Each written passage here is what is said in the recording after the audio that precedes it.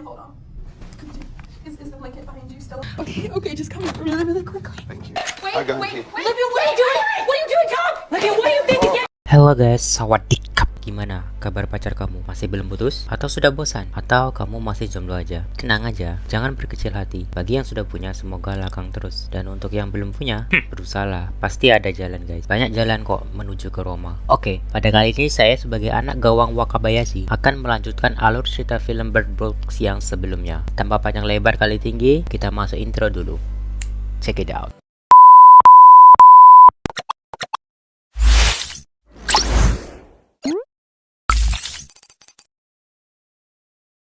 Di sini, sebelum Gary menjelaskan siapakah dia, sekilas Douglas memperhatikan orang tersebut dan berasumsi bahwa orang ini memang tidak bisa dipercaya. Dan Gary menjelaskan bahwa ketika ia pergi ke tempat temannya untuk sembunyi di rumah, semua baik-baik saja. Lalu mereka menerobos masuk. Kemudian Mallory berkata, makhluk ini kan tidak bisa menerobos masuk. Dan Gary menjawab, bukan makhluknya yang masuk ke rumah, melainkan orang-orang gila dari Northwood. Perlu diketahui, Northwood adalah suatu rumah sakit jiwa untuk para narapidana yang mengalami sakit jiwa. Kemudian Gary melanjutkan lagi bahwa mereka membawa kami keluar dan memaksa untuk membuka mata agar bisa menatap makhluk itu. Dan pada saat orang gila tersebut menerobos masuk ke rumah, mereka tidak perlu memakai penutup mata. Dan orang gila ini tidak terpengaruh seperti orang lain. Dan ketika mereka melihatnya, mereka merasa bahagia. Dan seketika itu Douglas merebut shotgun yang dipegang oleh Mallory dan menyuruh Gary untuk segera keluar dari rumah. Dan pada saat Douglas menodongkan shotgunnya ke arah Gary, di situ terlihat dari belakang tampak Charlie yang tiba-tiba muncul dan memukul kepala Douglas, dan seketika itu Douglas pun pingsan.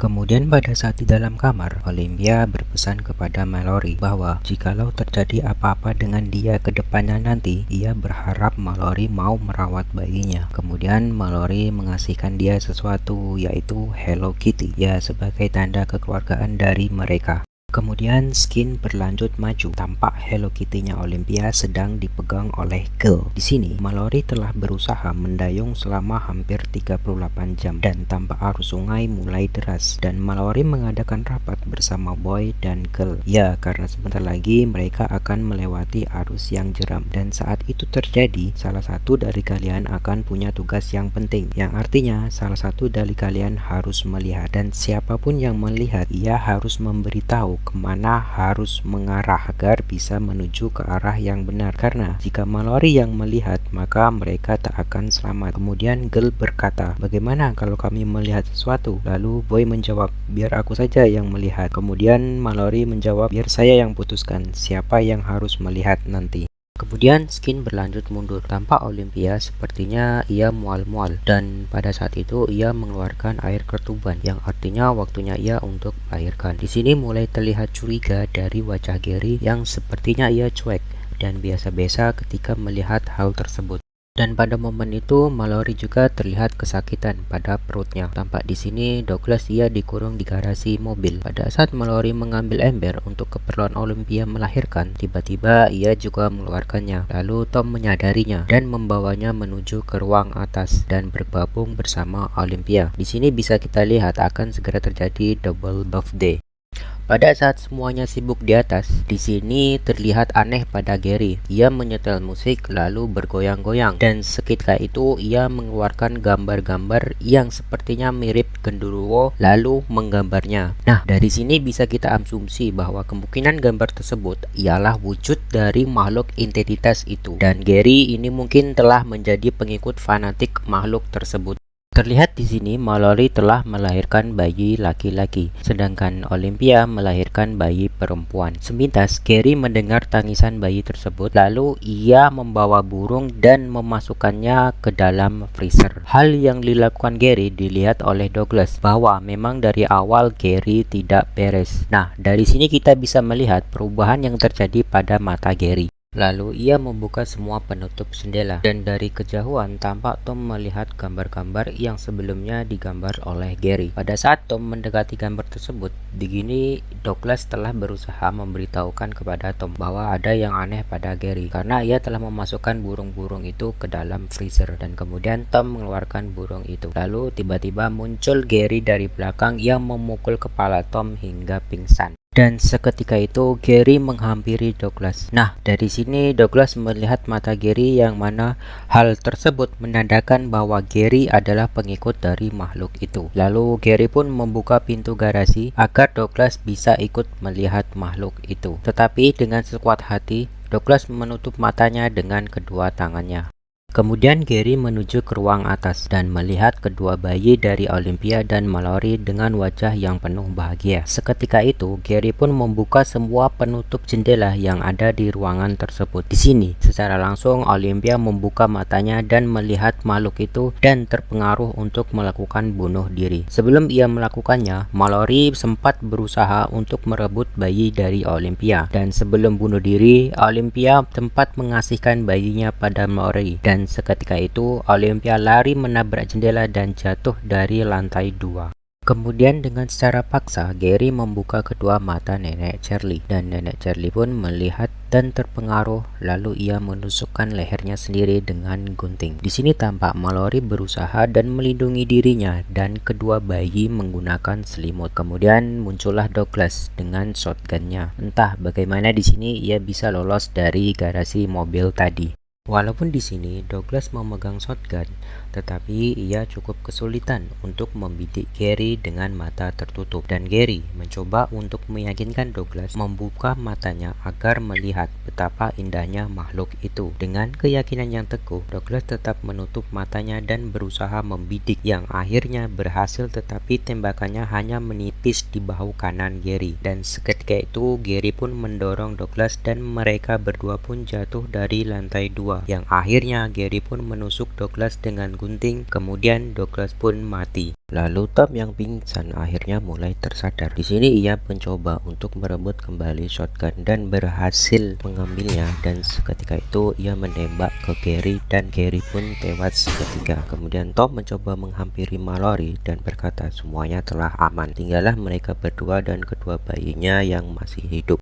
Maju pasca setelah 5 tahun kejadian. Di sini tampak kedua bayi Mallory dan Olympia sudah besar dan Mallory mencoba mengajarkan kepada mereka berdua untuk membiasakan diri dengan penutup mata dan melakukan semuanya berdasarkan naluri pendengaran mereka. Tampak juga Tom di sini mencoba untuk berkomunikasi, tetapi tidak ada seorang pun yang menjawabnya.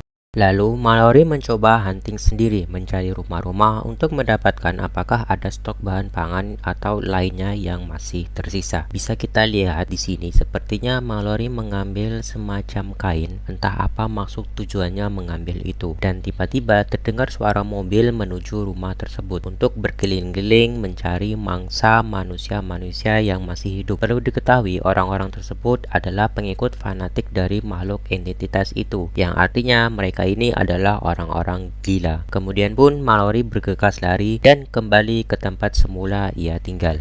Kemudian Tom menanyakan kepada Mallory apa yang terjadi. Kemudian Mallory menjawab pada saat ia hunting tadi, ia sempat bertemu dengan orang-orang fanatik makhluk entitas itu dan berhasil melarikan diri. Lalu Tom menjawab, lain kali kalau mau hunting biar aku saja yang pergi. Sembari Tom memeriksa isi tas Mallory apa saja yang ia bawa. Lalu Tom menemukan kain semacam baju tidur tipis lembut gitu dan menanyakan kepada Mallory, untuk apa kamu mengambil kain ini? Kemudian Mallory menjawab, kain itu sepenuhnya berfungsi untuk bertahan hidup. Nah, pada saat itu saya searching, sebenarnya kain tipis tersebut dipakai pada saat tidur dan mencoba merangsang kepada pasangan kita untuk melakukan hal yang diinginkan semua laki-laki. Maka terjadilah Kemudian sehabis mereka melakukannya, tiba-tiba terdengar suara seseorang melalui HT dan suara orang tersebut adalah Rick. Di sini Rick menjelaskan bahwa ia mempunyai tempat atau area yang aman dengan pasokan yang cukup dan tempat itu di dekat hilir sungai setelah Arum Jeram dan cara tercepat menuju tempat itu ialah melalui sungai. Kemudian Tom bertanya, bagaimana saya bisa ketemu tempatnya setelah Arum Jeram? Lalu Rick menjawab, kamu akan mendengarkan burung, ikuti saja suaranya hingga mencapai kami. Di bawah tanggul kecil, kau akan melihat dinding bergerbang.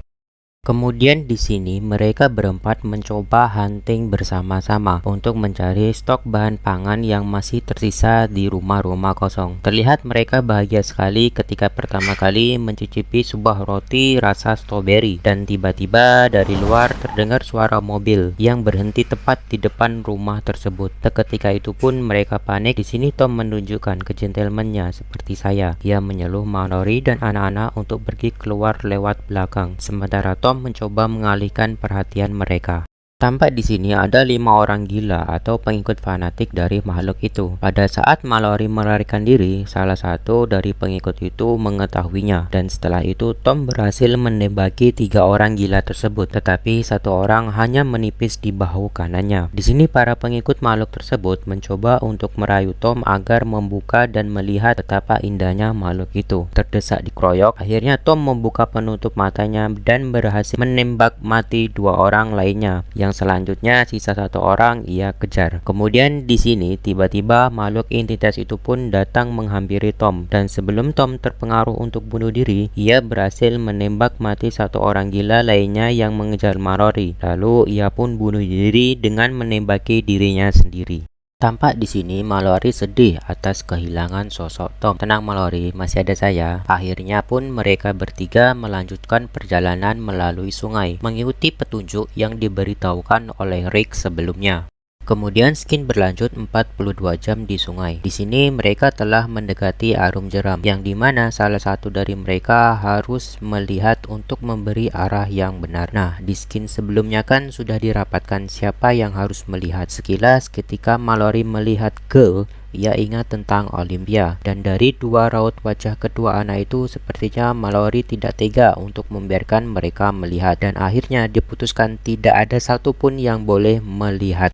Dan tibalah mereka di Arum Jeram dengan tanpa ada yang melihat. Mallory berusaha menjaga keseimbangan perahunya dan mendayung, yang akhirnya perahu mereka pun terbalik. Di sini Mallory sempat terpisah dari Boy dan Girl. Dengan doa dari Tom, Olympia, serta saya, dan sifat pantang menyerah dari Mallory, akhirnya pun mereka bertiga terselamatkan. Akhirnya mereka bertiga pun melanjutkan kembali perjalanan dengan memasuki area hutan. Pada saat mereka memasuki hutan tersebut, terdengar gangguan seperti orang-orang memanggil. Kemudian Mallory tetap fokus dan berjalan, yang akhirnya ia tersandung kayu, lalu pun ia terperosok jatuh pingsan ke semak-semak. Di sini Mallory terpisah lagi dari Boy dan Girl. Seketika itu Girl dan Boy pun berjalan sendiri-sendiri untuk mencari Mallory. Setelah itu Mallory tersadar dan bangun untuk mencari Boy dan Girl. Berbekal petunjuk suara lonceng yang ia pasangkan ke Boy dan Girl, akhirnya Mallory berhasil menemukan Boy. Kemudian tampak di sini Girl berjalan sendirian, yang hampir saja ia tergoda kepada makhluk entitas tersebut untuk membuka matanya. Dengan keteguhan hati, Girl berhasil melewatinya dan bertemu dengan Mallory. Dan mereka bertiga pun melanjutkan perjalanannya lagi, mengikuti alunan suara kicauan burung. Di sini tempat terjadi kejar-kejaran antara Mallory dengan makhluk entitas itu, yang akhirnya Mallory pun tiba di suatu tempat dan berusaha mengetuk pintu untuk bisa masuk. Dan sampailah mereka di tempat yang telah disebutkan Rick, dan sekaligus bertemu langsung dengan Rick. Dan tempat itu adalah suatu sekolah untuk orang-orang yang tunanetra, dan Rick ini adalah salah satu orang yang tunanetra. Kemudian Mallory serta Boy dan Girl melepaskan burung yang mereka bawa dari awal film tadi di tempat itu. Di sini Mallory berjumpa dengan Dr. Lapham. Ya, Dr. Lapham ini adalah dokter yang memeriksa kandungan Mallory dulu saat hamil. Dan Dr. Lapham kemudian bertanya kepada Mallory, siapakah nama mereka berdua? Lalu Girl menjawab namanya adalah Girl, sedangkan yang Boy menjawab namanya adalah Boy. Dan seketika itu Mallory memberi nama Girl Olympia seperti ibunya, sedangkan untuk Boy diberi nama Tom, dan aku adalah ibu mereka berdua. Tamat.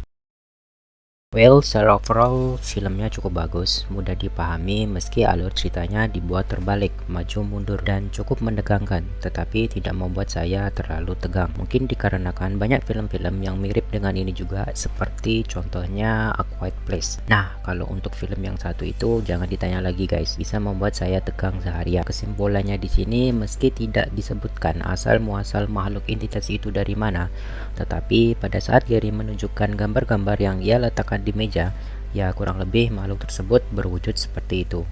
Dan menurut saya, teori Charlie bahwa para makhluk itu adalah iblis tampaknya masuk akal. Hal ini juga diperkuat oleh fakta bahwa burung-burung dapat merasakan kehadiran makhluk itu. Karena dalam banyak mitologi, budaya, dan agama, burung dikaitkan dengan Psychopoms, roh yang membimbing orang ke kehidupan orang mati. Demikian pula, kebutaan yang dianggap cacat ternyata menjadi pelindung utama terhadap makhluk itu.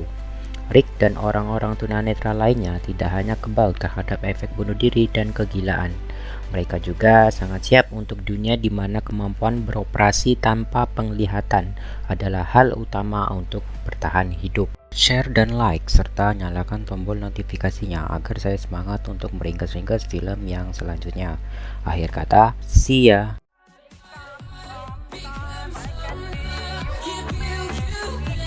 Come on,